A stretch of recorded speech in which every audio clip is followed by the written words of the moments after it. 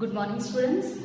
આજે આપણે લિંગી પ્રજનનમાં થતી વિવિધ ઘટનાઓ વિશે અથવા લિંગી પ્રજનન માટે કયા કયા તબક્કાઓ જવાબદાર છે એના વિશે માહિતી મેળવીએ.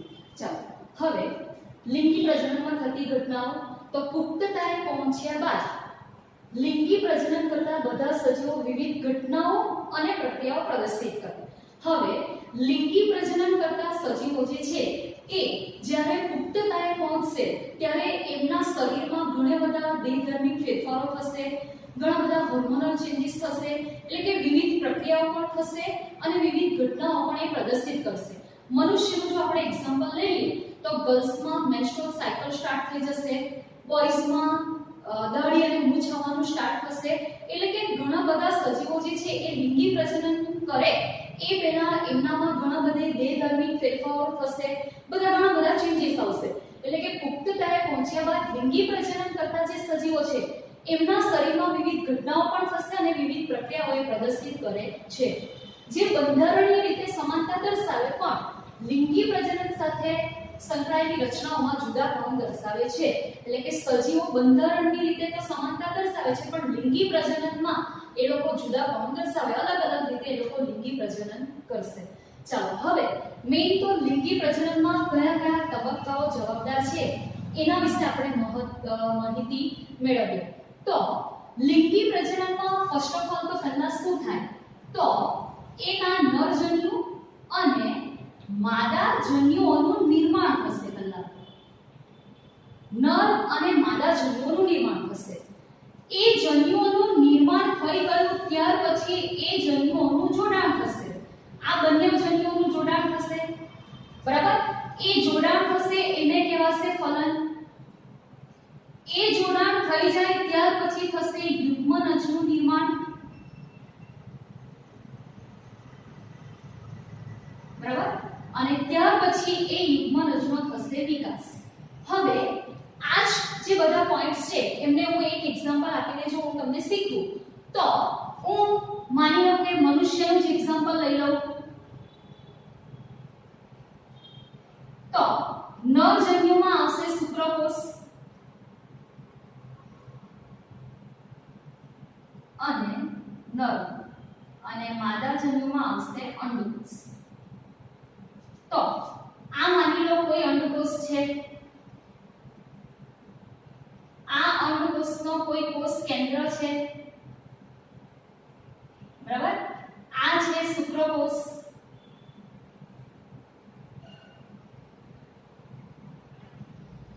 બરાબર? શુક્રકોષમાં પણ ત્રણ પોર્શન આવશે, હેડ પોર્શન આવશે, મિડલ પોર્શન આવશે અને આ ટેલ પોર્શન આવશે, બરાબર? હવે આ માદા જન્યુ છે અને આ નરજન્યુ છે. તો નરજન્યુ એટલે કે શુક્રકોષ એ અંડકોષની અંદર પ્રવેશ પામશે. એટલે જ્યારે ફલન થશે ત્યારે આ શુક્રકોષનો હેડ પોર્શન અને મિડલ પોર્શન એ અંડકોષની અંદર દાખલ થશે, બરાબર? તો આ અંડકોષ અને શુક્રકોષ અંદર એન્ટર થયો એટલે અંડકોષની અંદર શુક્રકોષ અંદર પ્રવેશ પામ્યો તો એ પ્રક્રિયાને કહેવાશે ફલન. એટલે કે નરજન્યુ અને માદા જન્યુઓનું જોડાણ થયું, બરાબર? ત્યાર પછી આ અંડકોષનો કોષ કેન્દ્ર અને શુક્રકોષનો કોષ કેન્દ્ર બંને જ્યારે જોડાશે ત્યારે કહેવાશે યુગ્મનજનું નિર્માણ. એટલે આ એન અને શુક્રકોષનું એન આ બંને એન જોડાઈને બનાવશે ટ્વાઇસ એન. તો એને કહેવાશે યુગ્મનજનું નિર્માણ.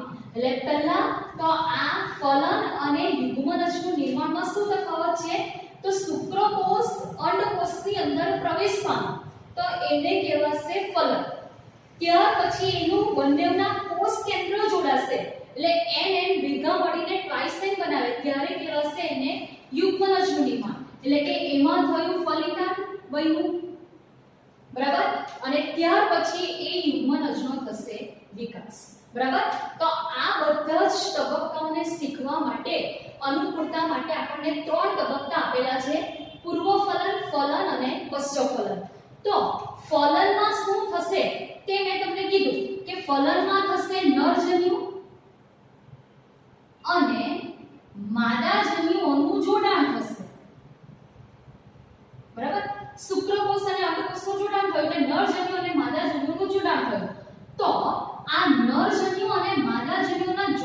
થવા પહેલા શું થાય એ ઘટનાને કહેવાય પૂર્વફલન.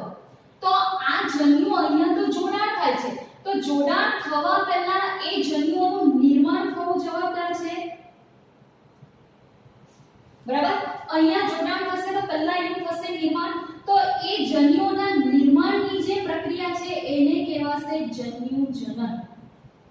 બરાબર, અહીંયા જોડાણ થશે તો તે પહેલા થશે જન્યુઓનું નિર્માણ. તો જન્યુઓના નિર્માણની જે પ્રક્રિયા છે એને કહેવાશે જન્યુજનન. જન્યુજનન એટલે કે જન્યુઓનું નિર્માણ થઈ ગયું.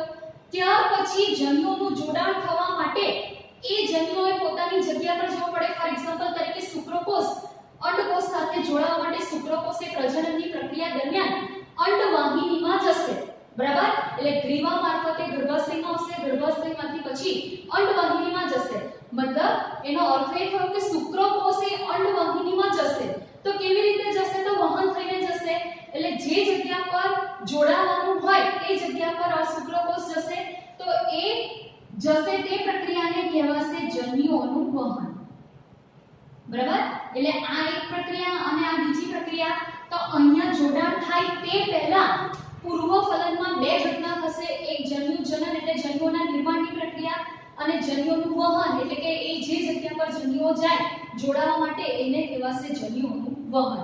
એટલે પૂર્વફલનમાં બે ઘટનાનો સમાવેશ થશે, જન્યુજનન અને જન્યુઓનું વહન. ત્યાર પછી જન્યુઓનું વહન થઈ ગયું, ત્યાર પછી થશે બંને જન્યુઓનું જોડાણ એટલે કે શુક્રકોષ અંડવાહિની સુધી પહોંચી ગયો. એટલે એ નર જન્યુ અને માદા જન્યુનું થશે જોડાણ, ને જોડાણ થઈને ત્યાર પછી પશ્ચફલનમાં થશે એ યુગ્મનજનો શું થશે? વિકાસ. બરાબર, એટલે આ જે છે કે જન્યુઓનું નિર્માણ થયું તે પૂર્વફલનમાં આવશે, જોડાણ થયું તે અહીંયા આવશે, અને યુગ્મનજનો વિકાસ જે થશે તે આવશે પશ્ચફલનમાં. તો આ જ આપણે બધી ઘટનાઓ હવે ડિટેલમાં જોવાની છે, પૂર્વફલન, ફલન અને પશ્ચફલન. આ તો મેં તમને ફક્ત ઓવરવ્યુ માહિતી આપી કે પૂર્વફલનમાં કેવી રીતે થશે, ફલનમાં શું થશે અને પશ્ચફલનમાં શું થશે. તો હવે આપણે પહેલા જોઈએ પૂર્વફલન. તો પૂર્વફલનમાં મેં તમને કીધું તેમ બે ઘટનાઓ આવશે, જન્યુજનન અને જન્યુઓનું વહન. ચાલો, જનન એટલે શું? તો બનવું. જનનનો મીનિંગ જ થાય, જનન એટલે કઈ પણ વસ્તુ બનવું. બરાબર, શુક્રકોષ જનન, અંડકોષ જનન. શુક્રકોષ જનન એટલે શુક્રકોષ બનવાની પ્રક્રિયા, અંડકોષ જનન એટલે અંડકોષ બનવાની પ્રક્રિયા. તો જન્યુજનન એટલે જન્યુઓ બનવાની પ્રક્રિયા. બરાબર, તો પૂર્વફલન જન્યુઓના જોડાણ પહેલા એટલે કે આ જન્યુ ફલનમાં જન્યુઓનું જોડાણ થશે, તો એ જોડાણ પહેલા જોવા મળતી તમામ ઘટનાઓ એટલે જન્યુઓના જોડાણ પહેલા જે ઘટનાઓ જોવા મળે એને કહેવાશે પૂર્વફલન. તેમાં બે ઘટનાઓ આવશે, જન્યુજનન અને જન્યુઓનું વહન. ચાલો, હવે જન્યુજનન એટલે મેં તમને કીધું તેમ કે જન્યુઓના નિર્માણની પ્રક્રિયા જે છે એને કહેવાશે જન્યુજનન. તો જન્યુજનન એ જન્યુઓના નિર્માણની પ્રક્રિયા છે, અને મુખ્યત્વે બે જન્યુઓ બનશે, એક નર જન્યુ અને માદા જન્યુ. તો જે દરમિયાન બે પ્રકારના જન્યુઓ સર્જાય, એક નર જન્યુ અને માદા જન્યુ. અને જન્યુઓ હંમેશા કેવા હશે? એક્ય હશે. હવે ફોર એક્ઝામ્પલ તરીકે શુક્રકોષ અને અંડકોષ જે છે, તો આપણા હું એક મનુષ્યનું જ એક્ઝામ્પલ આપું તો મનુષ્યમાં રંગસૂત્ર જે છે એમાં 23 રંગસૂત્ર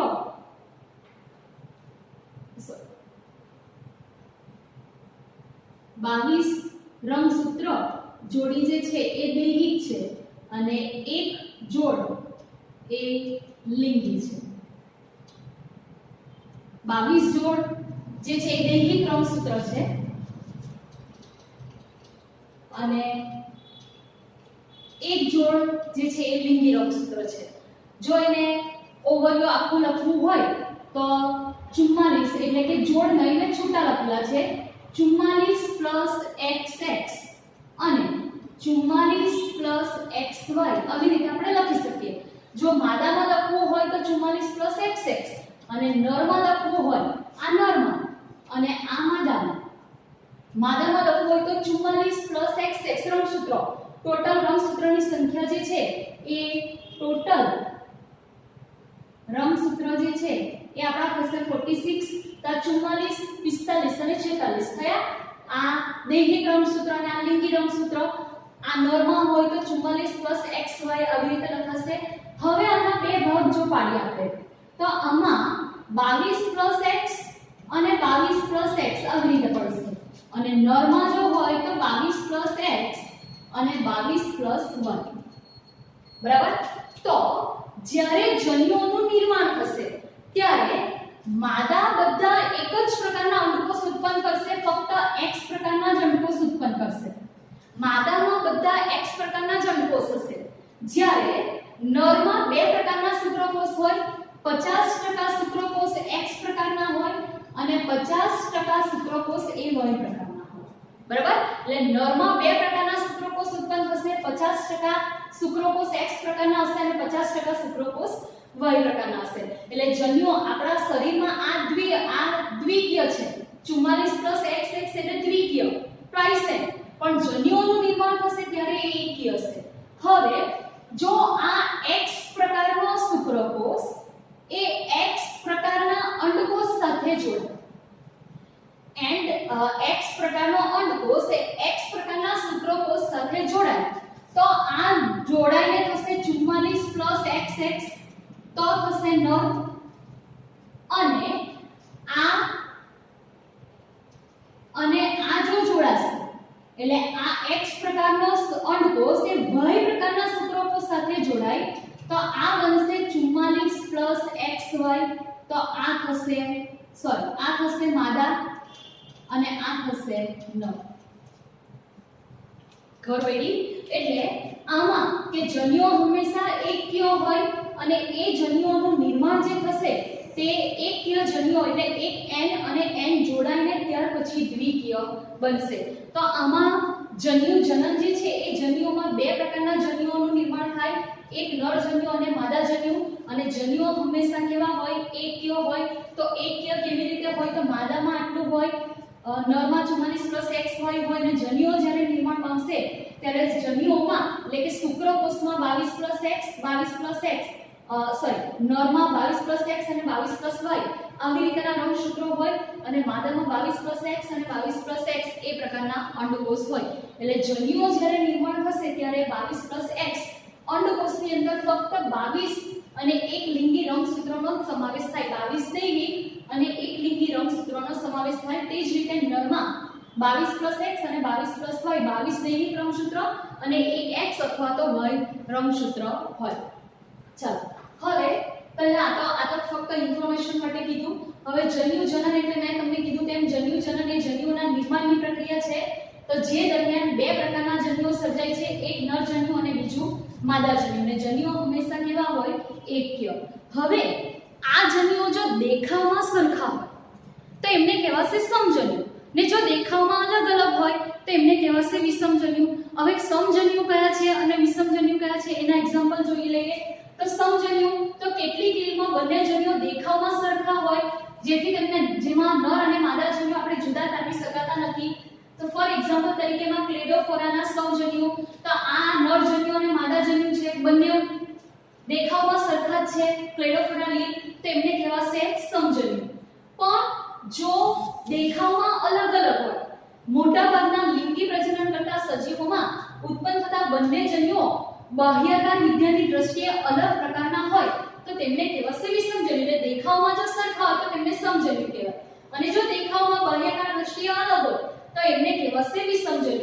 ફોર એક્ઝામ્પલ તરીકે વિષમજન્યુમાં એક્ઝામ્પલ આવશે સજીવોમાં નર જન્યુઓને, એક્ઝામ્પલ એક મનુષ્યનું છે। હવે આ જે વિષમજન્યુઓ જે છે એના એક્ઝામ્પલ છે એક ફ્યુકસ લીલ અને માનવમાં વિષમજન્યુ। તો આ ફ્યુકસ લીલમાં આ માદા જન્યુનું છે અને આ નર જન્યુ છે, દેખાવમાં અલગ અલગ છે એટલા માટે એમને કહેવાશે વિષમજન્યુ। અને આ અંડકોષ છે અને આ શુક્રકોષ છે, આ માનવમાં છે, તો આ અંડકોષ અને આ શુક્રકોષ દેખાવમાં અલગ અલગ છે તો એમને કહેવાશે વિષમજન્યુ। હવે આ જે